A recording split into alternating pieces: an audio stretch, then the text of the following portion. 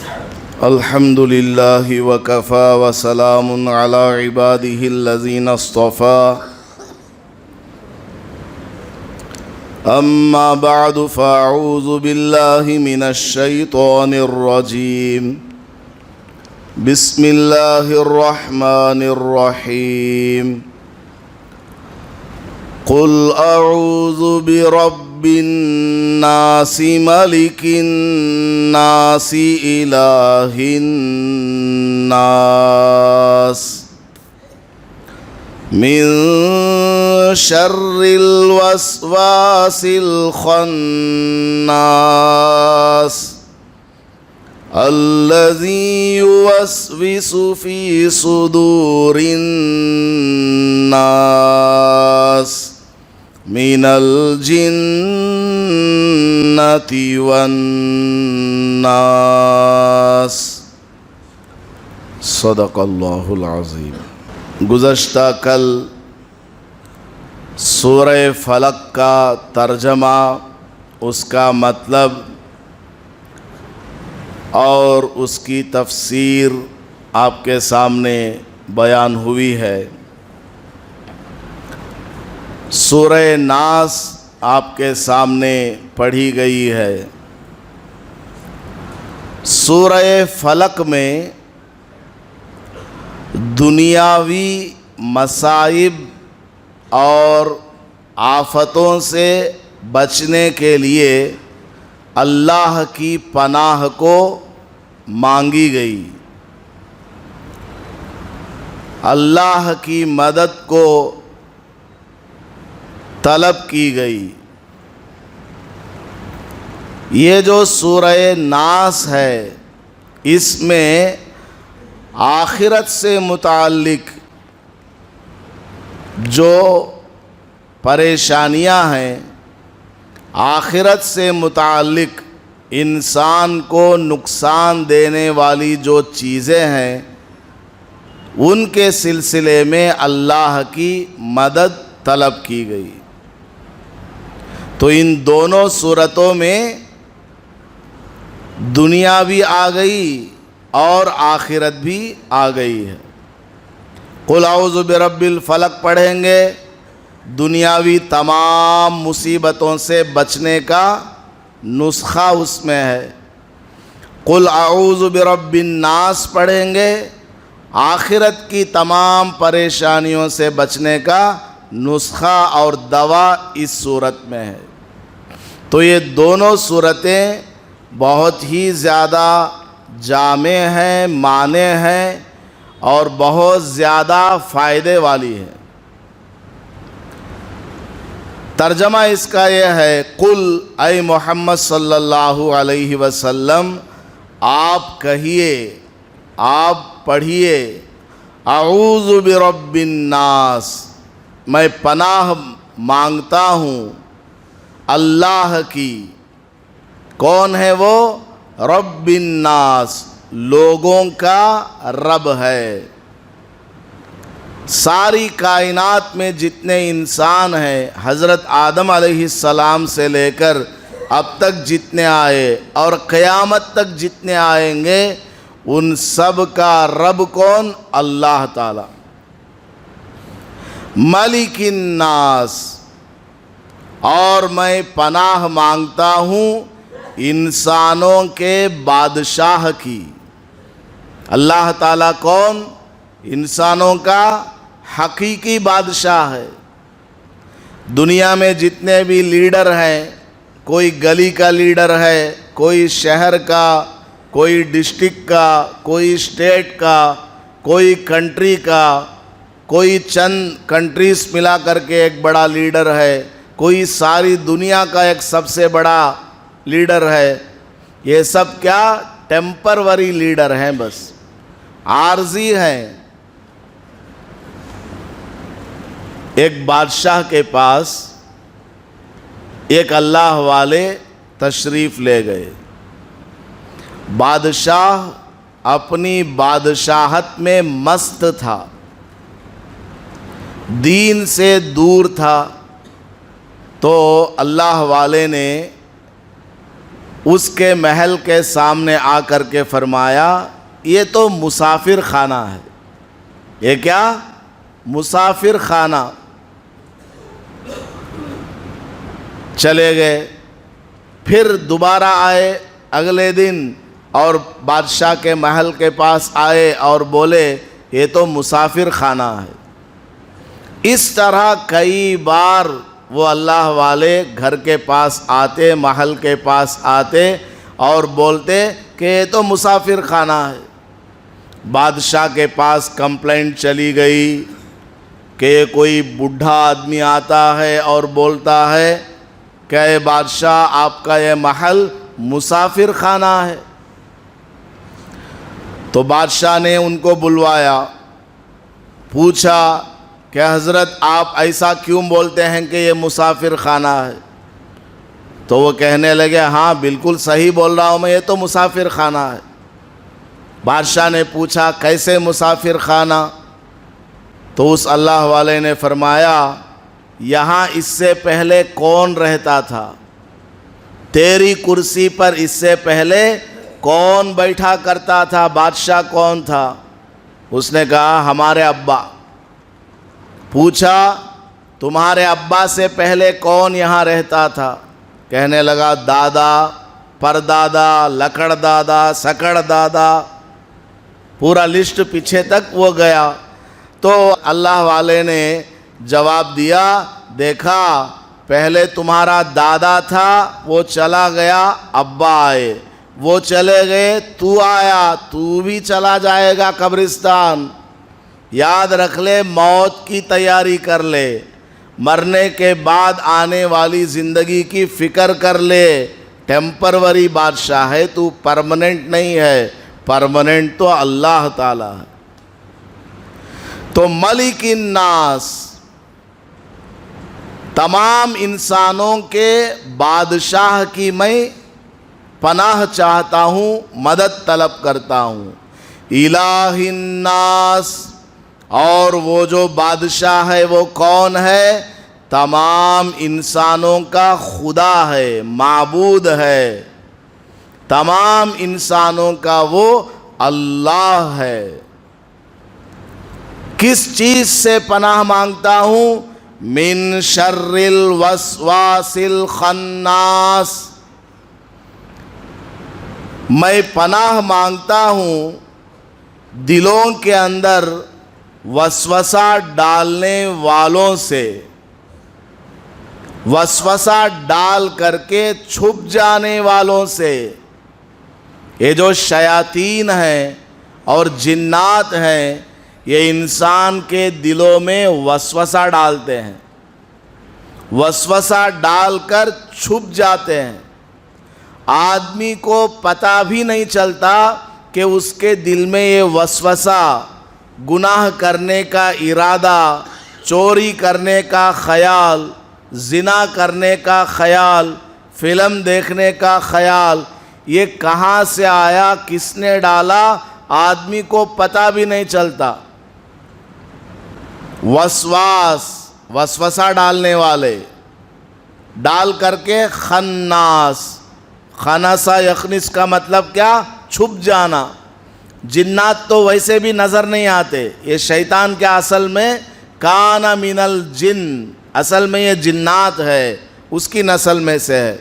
جنات ویسے بھی ہم کو نظر نہیں آتا، اس کے باوجود وہ کیا کرتا ہے؟ دل میں وسوسہ ڈال کر کے چھپ جاتا ہے اور پردے میں چلا جاتا ہے. تو اللہ تعالیٰ کی پناہ کو، مدد کو مانگی گئی اس میں. کس سے؟ دلوں میں وسوسہ ڈالنے والوں سے اور وسوسہ ڈال کر کے چھپ جانے والوں سے. وسوسہ ڈالنے والے کون کون ہیں؟ من الجنتی والناس، جنات بھی وسوسہ ڈالتے ہیں یعنی شیاطین، اور انسان بھی آ کر کے وسوسہ ڈالتا ہے. اور تفصیل ہے، اس سے پہلے ایک چیز سمجھنا ہے. ہمارا جو یہ دل ہے ایک بہت بڑی یونیورس ہے، بہت بڑی کائنات ہے ہمارا یہ دل. دل کے اندر کتنے ہزار باتوں کو ہم چھپا کر کے رکھتے ہیں، دلوں کے اندر کتنے سارے خیالات آتے رہتے ہیں، اچھے بھی آتے ہیں برے بھی آتے ہیں۔ ابھی آپ بیان سن رہے ہیں پھر بھی آپ کے دل میں کچھ نہ کچھ خیال آ رہا ہوتا ہے۔ ہاؤ حضرت کرٹیچ کیا بولتے ہیں سو، سمجھ میں آ گئی بات؟ دلوں کے اندر خیال تو بہرحال آتا جاتا رہتا ہے۔ بعض خیال ایسے ہیں کہ اس پر گناہ بھی ہوتا ہے، اب اس کو سمجھنا ہے۔ صحابہ رضی اللہ عنہم اجمعین میں سے بعض حضور صلی اللہ علیہ وسلم کی خدمت میں حاضر ہوئے اور کہنے لگے یا رسول اللہ، ہمارے دلوں میں ایسے ایسے گندے خیالات آتے ہیں کہ ہم اس کو بیان کرنے سے بہتر جل کر کے مر جانا سمجھتے ہیں۔ ہم جل کر کے راکھ ہو جائیں یہ بہتر ہے کہ ہم اس کو ظاہر کر دیں۔ اس قدر وہ برے خیالات ہیں ہمارے دلوں میں آتے رہتے ہیں، وسوسے آتے رہتے ہیں، ہم بیان کرنا نہیں چاہتے۔ اگر بیان کریں دل چاہتا ہے کہ بیان مت کرو، جل کر کے مر جاؤ، اس قدر برے خیالات آتے ہیں۔ صحابہ حضور سے آ کر کے مسئلہ پوچھ رہے ہیں، حضور صلی اللہ علیہ وسلم نے فرمایا اچھا جب ایسا خیال آتا ہے تو تمہارا دل بولتا ہے کہ وہ گندا ہے؟ جی ہاں، دل بولتا ہے کہ وہ گندا ہے، دل بولتا ہے کہ میں مر ہی جاؤں، کیوں ایسا خیال آیا؟ تو حضور نے ارشاد فرمایا تم تو پکے ایمان والے ہو، تم تو بالکل ایمان والے ہو، اسی لیے تمہیں یہ احساس ہوا کہ دل کے اندر جو خیال آیا ہے وہ برا ہے، دل کے اندر جو خیال آیا ہے وہ گندا ہے، اور تمہیں احساس ہوا کہ یہ گندا خیال ہے، میں اس کو بیان نہ کروں بلکہ جل کر کے مر جاؤں۔ تم تو بالکل صحیح ایمان والے ہو، کامل ایمان والے ہو۔ اور ایک بات، وسوسے اور خیالات کس کو آتے ہیں؟ مسلمانوں کو آتے ہیں، کیونکہ ہم سب مسلمان ہیں، کلمہ پڑھنے والے، اللہ کو ایک ماننے والے، رسول اللہ صلی اللہ علیہ وسلم کو آخری پیغمبر ماننے والے، موت پر ہمارا ایمان، مرنے کے بعد حساب و کتاب ہمارا ہوگا اس پر ہمارا ایمان ہے۔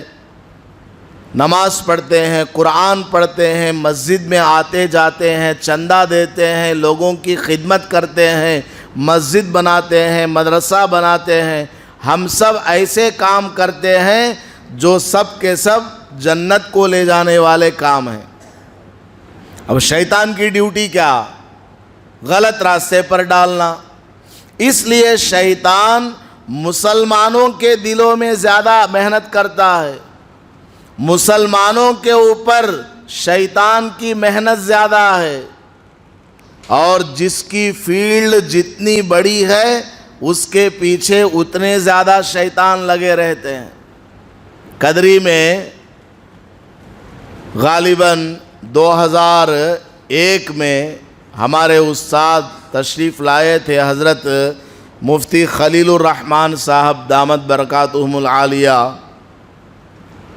راستے میں ہم چل رہے تھے، ایک آدمی نے آ کر حضرت کے کان میں پوچھا حضرت تمہیں بڑے اللہ والے، منجھے شیطان بڑا بہکاتا تھا، کیا تو بھی بولو۔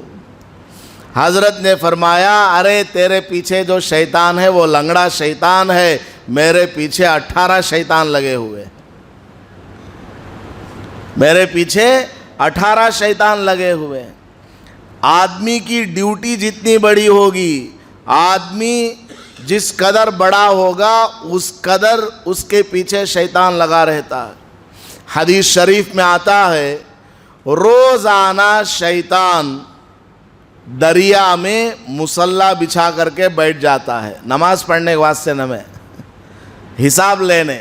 روزانہ عصر کے ٹائم پہ شیطان دریا میں مصلا بچھا کر کے بیٹھتا ہے، حساب لیتا ہے، آؤ سناؤ کیا کون کیا کیا کیا۔ ایک آ کر کے سناتا ہے کہ ایک آدمی نماز کو جا رہا تھا، میں نے اس کا دل پھیر دیا، یعنی وسوسہ ڈال دیا، کھیل کود میں لگا دیا۔ شیطان بولتا ہے ٹھیک ہے بیٹھ جاؤ۔ دوسرا آ کر کے سناتا ہے میں نے فلاں سے فلم دیکھنے کا کام لے لیا۔ شیطان بولتا ہے ٹھیک ہے بیٹھ جاؤ۔ اور ایک شیطان بولتا ہے کہ میں نے میاں بیوی کے درمیان جھگڑا کرا دیا۔ تو شیطان ایسا تھوڑا کرسی سنبھال لیتا ہے، خوش ہو جاتا ہے، اس کو بلا کر کے شاباش بولتا ہے، شاباشی دیتا ہے شیطان اس کو کہ تو نے میاں بیوی کے درمیان جھگڑے کرا دیے ہیں۔ میاں بیوی کے درمیان جھگڑے کا مطلب کیا؟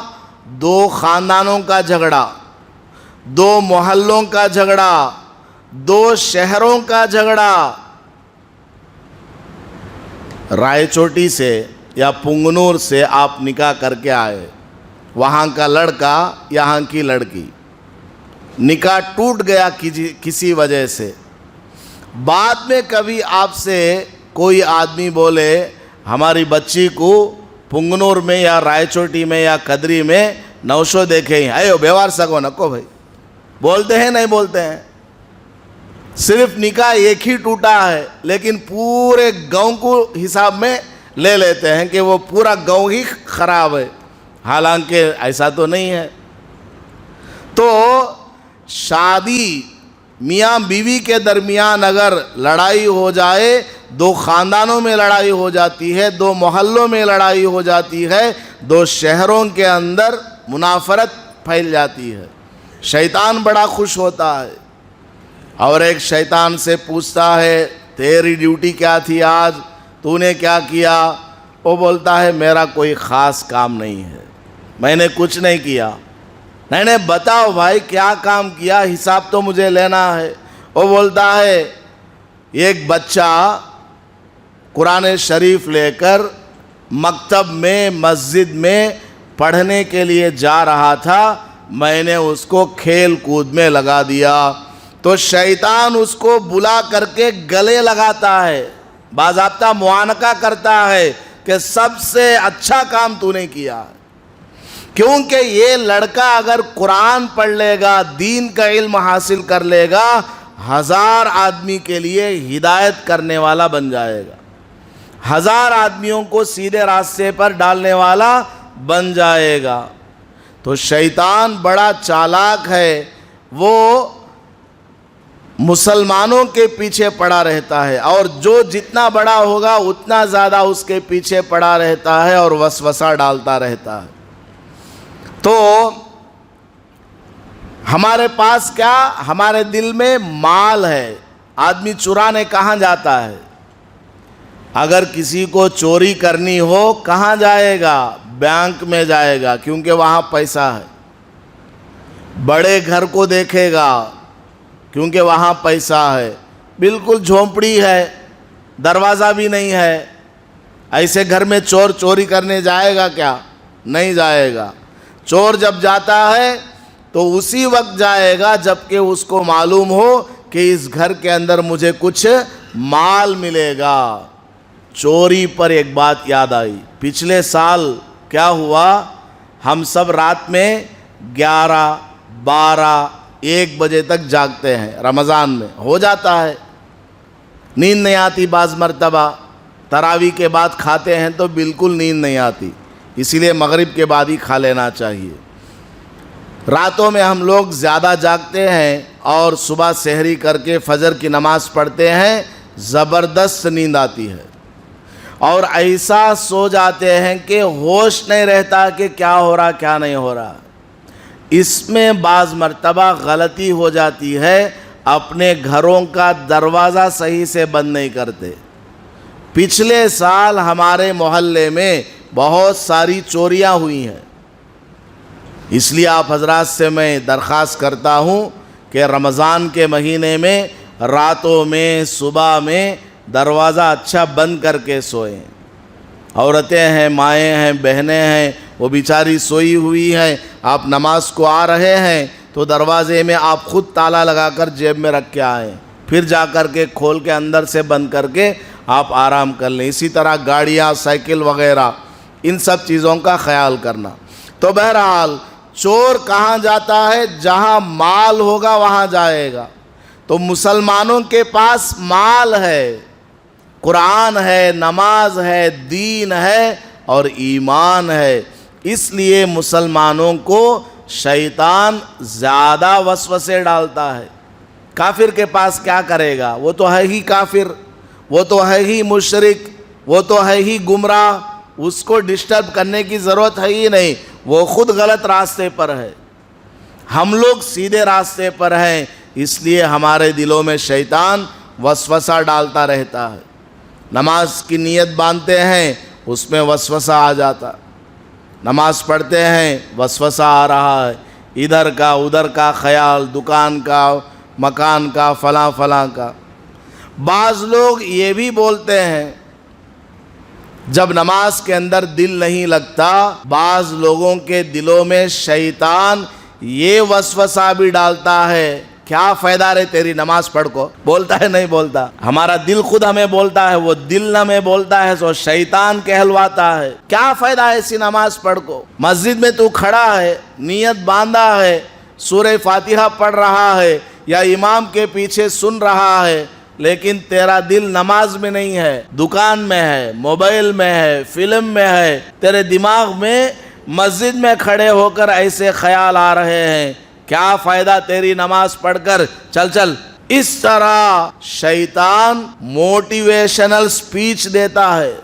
شیطان کیا کرتا ہے؟ اس کو گمراہ کرنے کے لیے بیان دیتا ہے، اندر ہی اندر پلاؤ پکاتا ہے۔ اب آدمی خوش ہو جاتا ہے، ہاں بالکل میرا دل بولتا ہے سو بالکل صحیح۔ تیرا دل نہیں، وہ شیطان بولتا ہے، شیطان سکھاتا ہے۔ حضرت امام غزالی رحمۃ اللہ علیہ آخری بات، وضو کرنے کے لیے گئے، ایک دفعہ وضو کر رہے تھے، وضو کر کے آئے تو ان کے دل میں خیال آیا کہ کوہنی کے پیچھے کچھ سوکھا ہوا ہے، پھر گئے جا کر کے دھو لیا، پھر آئے نماز پڑھنا شروع کیا تو خیال آیا مسح کرنا چھوٹ گیا ہے، پھر گئے جا کر کے مسح کیا، پھر آئے، پھر خیال آیا نہیں نہیں یہ سب صحیح تھا، ٹخنوں کے پیچھے جو ہے تھوڑا سا سوکھا رہ گیا، وہاں تم نے پانی نہیں ڈالا ہے، یہ خیال آیا تو حضرت امام غزالی رحمۃ اللہ علیہ فرمانے لگے جا میں بغیر وضو کے ہی نماز پڑھوں گا، تو شیطان ہے میرے دل میں وسوسہ ڈال رہا ہے۔ تو کون ہے؟ شیطان ہے میرے دل میں وسوسہ ڈال رہا ہے۔ اعوذ باللہ من الشیطان الرجیم، یہ پڑھ کر کے حضرت نے یہ کہا کہ میں بغیر وضو کے ہی آج نماز پڑھ لوں گا، چل، یہ کہہ کر نماز اپنی شروع کی۔ تو بعض مرتبہ آدمی کو شیطان اس طرح کا وسوسہ بھی ڈالتا ہے، پیشاب کر کے نکلا تو خیال ڈالتا ہے نہیں با ذرا کیا کی پینٹ میں لگا ہے، اب تو نماز پڑھ سکتا نہیں، گھر کو چل لیا، بولتا ہے نہیں بولتا؟ شیطان وسوسہ ڈالتا ہے۔ آپ اطمینان سے بیٹھیں، پورے قطرے نکل جائیں، بعد میں اچھی طرح دھو لیں اور پینٹ وغیرہ پہن کر کے آ جائیں، بس خلاص۔ اگر آپ کو کہیں کچھ بھیگا ہوا نظر بھی آ رہا ہے آپ اس کی طرف توجہ نہ دیں، حقیقت میں نظر آ رہا ہے تو توجہ دینا، کان تو ویسا اگر کو چھوڑ ڈالیں گے دھو نہیں سکا۔ آپ نے اچھی طرح صاف کیا، دھویا، کہیں کچھ نہیں ہے، آپ آ جاؤ، پھر بھی دماغ میں خیال آ رہا ہے کہ کیا کی لگا ہے، چھوڑو اس کو، اس کی طرف توجہ دیں گے تو پھر ایسا ہی ہوگا۔ بلکہ آپ نماز پڑھنے کا آئے، پڑھنے بیٹھے تو کیا ہوتا ہے؟ آپ کو ایسا لگتا ہے جیسا کہ آپ کا وضو ٹوٹ گیا، خیال آتا نہیں آتا؟ وضو ٹوٹ گئے جیسا آپ کو خیال آتا ہے۔ علماء فرماتے ہیں اصل میں شیطان کیا کرتا ہے؟ پاخانے کے راستے میں جو بال ہیں ان بالوں کو پکڑ کر کے کھینچتا رہتا ہے کہ تیرا وضو ٹوٹ گیا ہے، چل چل باہر نکل۔ شیطان وسوسہ ڈالتا ہے۔ تو نبی پاک صلی اللہ علیہ وسلم نے ارشاد فرمایا جب تک تم آواز نہ سن لو، جب تک تمہیں بدبو نہ آ جائے، یہ مت سمجھو کہ تمہارا وضو ٹوٹ گیا ہے۔ یہ تو شیطان کا وسوسہ ہے۔ یہ کیا ہے؟ شیطان کا وسوسہ ہے۔ بعض مرتبہ ایسا خیال آ جاتا ہے لیکن حقیقت میں آپ کو لگ رہا ہو کہ وضو ٹوٹا ہے، وضو کرنے جانا ضرور ہے، کہیں آپ یہ سمجھے شیطان گھچٹ لیتا ہے، ایسی بات نہیں۔ حضور نے ایسے آدمی کے لیے فرمایا ہے جس کو ڈاؤٹ ہوتا رہتا ہے، جس کو شبہ ہوتا رہتا ہے، مالی خولیا ہے اس کو، ویسے آدمی کے بارے میں فرمایا کہ تم کیا کرو، جب تک آواز نہ سن لو وہ ہوا خارج ہونے کی یا بدبو نہ سونگ لو، اس وقت تک وضو ٹوٹ گیا مت سمجھو، تم نماز پڑھو۔ سمجھ میں آ گئی بات؟ تو خیر، شیطان مختلف انداز سے وسوسے ڈالتا ہے، دلوں کے اندر خیالات ڈالتا ہے، ہمیں اس سے پناہ مانگنی چاہیے۔ یہ قل اعوذ برب الناس بہت ہی زبردست صورت ہے، اس کو بھی یاد کریں اور روزانہ صبح شام اس کو پڑھا کریں، بلکہ ہر نماز کے بعد بھی ایک ایک بار یہ تینوں صورتیں قل هو اللہ، قل اعوذ برب الفلق، قل اعوذ برب الناس پڑھا کریں، انشاءاللہ بڑا فائدہ ہوگا۔ باقی تفسیر کل اس کے بارے میں بیان ہوگی۔ اللہ پاک ہمیں سمجھنے کی اور شیطان کے وسوسوں سے بچنے کی توفیق عطا فرمائے۔ آمین۔ وآخر دعوانا ان الحمد للہ رب العالمین۔